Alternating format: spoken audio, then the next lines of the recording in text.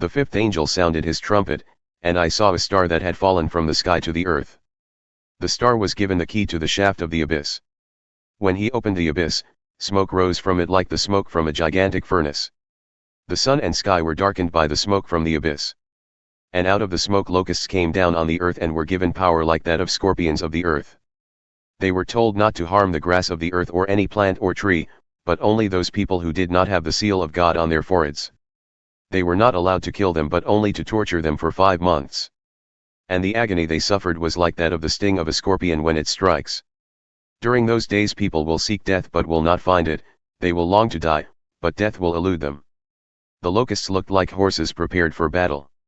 On their heads they wore something like crowns of gold, and their faces resembled human faces.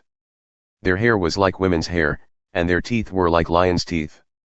They had breastplates like breastplates of iron, and the sound of their wings was like the thundering of many horses and chariots rushing into battle.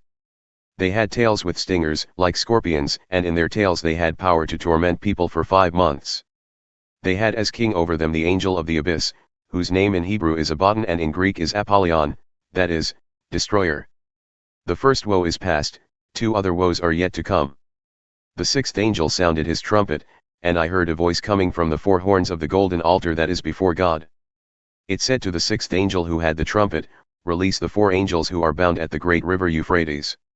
And the 4 angels who had been kept ready for this very hour and day and month and year were released to kill 1/3 of mankind. The number of the mounted troops was twice 10,000 times 10,000.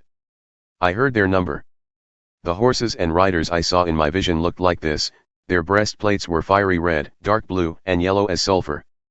The heads of the horses resembled the heads of lions, and out of their mouths came fire, smoke, and sulfur.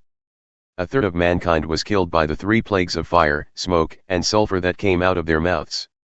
The power of the horses was in their mouths and in their tails, for their tails were like snakes, having heads with which they inflict injury.